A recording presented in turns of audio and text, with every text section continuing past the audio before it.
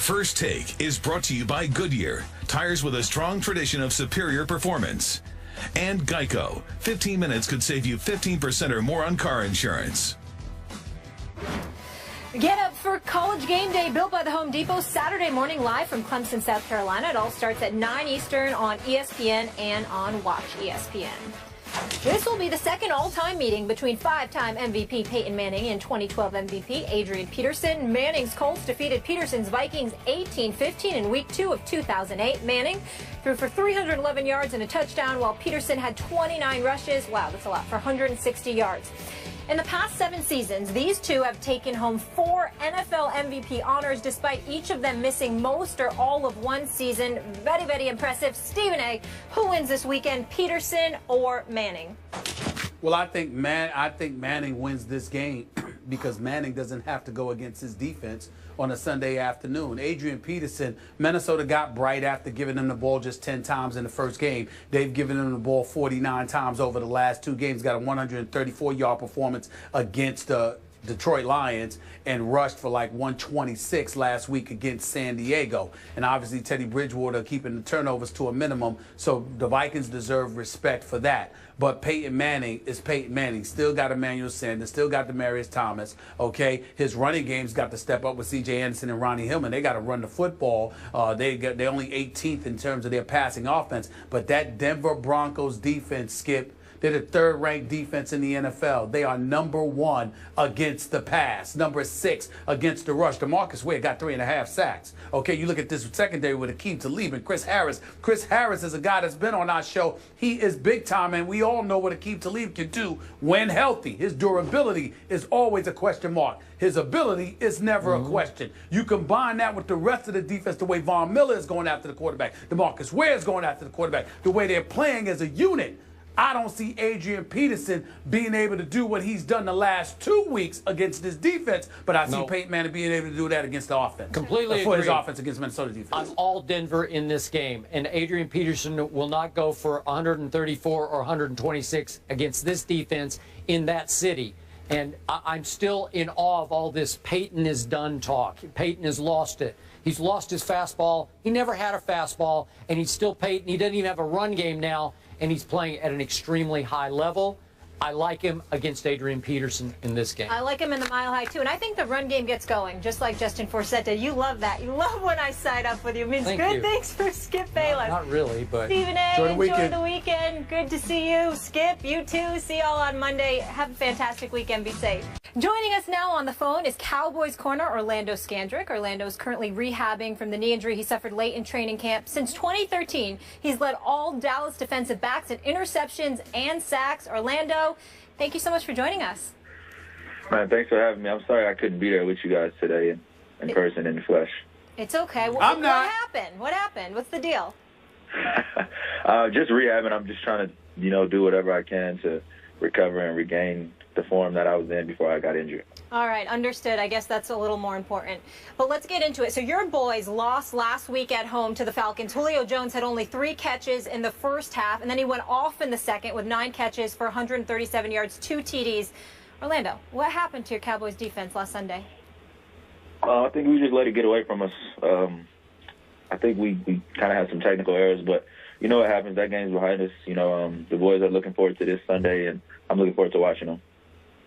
Stephen A., give me just a second with my friend, my friend Orlando, because he has a bone to pick with me. Because when he went down in training camp, even though I had called him all of last year the best player on my Cowboy defense, I couldn't just jump off the horse at that point and say all is lost. So I started saying, wait a second, it's not like he's Deion Scandrick. As good as Orlando is, he's not Deion Scandrick. So I'm going to hang in with my Cowboys. But Orlando Scandrick did not like that. So the floor is yours, Mr. Scandrick.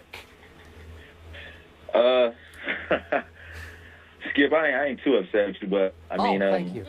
I think it was a loss for our team. It was a tough loss for me, and I think some players are players that depending on like how you look at it, you can't replace them. It's not just what I bring, to the defense, but it's what you bring to the team from a leadership standpoint, just from an experience standpoint. But I don't really have a bone to pick with you. I just feel like you was talking about when you All said right, that. well, I got that, and I will be the first to admit I missed you during the second half last Sunday at Jerry World because you would have made a difference on Julio. I'm convinced of that, so I will give you that much. Thank you very much. No, thank you. Go ahead, Stephen A. Well, I don't know why y'all want me to be a part of this. It ain't even an interview as far as I'm concerned. It's just a love fest with all of you Cowboys.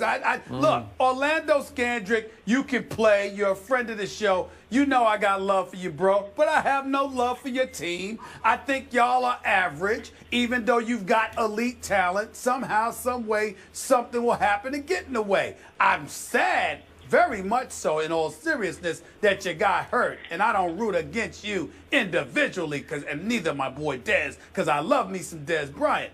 But I just have a problem with the Dallas Cowboys always walking around like you're champions instead of a team that hasn't won a Super Bowl in 20 years. Do you have a problem, or do y'all have a problem with me having that attitude? Not at all. I mean, you got the right to have that attitude. We haven't won anything, and I think that we're striving for excellence. And every day we're trying to get better around here and trying to reach perfection. And I understand people feel like we haven't won in a long time, but as an athlete and as a player, you know, part of the Dallas Cowboys, we try to just envision things. You got to envision those things so they can come true. So, of course, we're going to walk around every day and carry ourselves like we're champions because that's what we're striving to be. So, Orlando, as a team leader, tell me how much concern you have about Brandon Weeden playing quarterback at New Orleans this Sunday night. None at all, man. This team was built to survive injuries, and I think Weeden will be fine this weekend. I think our defense is going to show up, and, you know, I'm looking forward to this weekend. Good. Orlando, I have a question. What do you mean this team is built to survive injuries? What proof do you have of that, sir? I mean, our offensive line is great. Our running backs are good, and our defense is built to carry this team. Your defense? You mean without you, your defense is built to carry? Really? Absolutely. We're going to be getting some players back we're going to be getting some players back next week. Next week, and we'll be fine. Yeah, and by the way, Mr. Smith, how about a Greg Hardy and a Rolando McClain and a Randy Gregory will soon be back in Orlando? How much better will those players make this defense? A lot. I can't even put it into words, but, to have those players returning that are in the front seven, it's going to make it a lot easier for the secondary and for everyone else. How much do you feel you guys owe the fan base of the Dallas Cowboys, considering that you are America's team, unquestionably the most popular franchise in all of the NFL, yet it has been so long since the championship has come to Big D during the football season? I mean,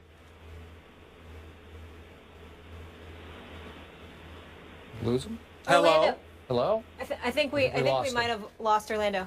Yeah, I'm not surprised. That was a very balanced interview. We had the hater and the lover. Yep. I really enjoyed it. I like Orlando. I like a lot of guys on the Cowboys. It's just that the uniform, the star, and the helmet, and at midfield, and more importantly, the pathetic Cowboy Nation. It makes me sick to my stomach walking around like they've won something, for crying out loud, sullying the mantra and the legacy of this great nation of ours, who's known for being a winner, but somehow the Cowboys are America's team without a championship in the last 20 years. Makes me sick to my stomach. That's right, I said it. Okay, but it was nice for Orlando to come on the show. Right now. I got nothing but love for Orlando. Yeah. And my man Dez, I ain't talking about you, Dez. I ain't talking about you. You know what? How's Joseph Randall doing, by the way?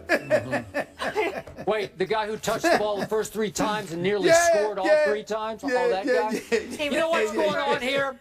Beneath all that bluster that you just heard from that man, beneath all that bloviation is nothing but fear. Because he knows that as I get all my players back on defense, and then pretty soon I'm going to get Dez back, and I'm going to get little Tony Romo back, and you know and I know, Super Bowl, here we come.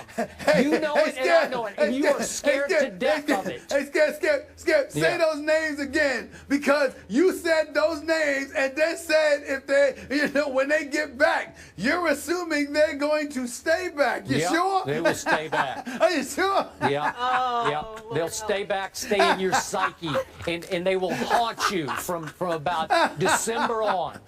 Well, I can't wait. Forget Psycho time. I just saw a little Psycho skip come out. That's We right. gotta go to break. Seriously, I hope they're around. I hope they're around. Orlando, thank you for joining us. Yeah. We wish you a speedy recovery as well. Orlando, not Deion Scandrick. There's a hurricane.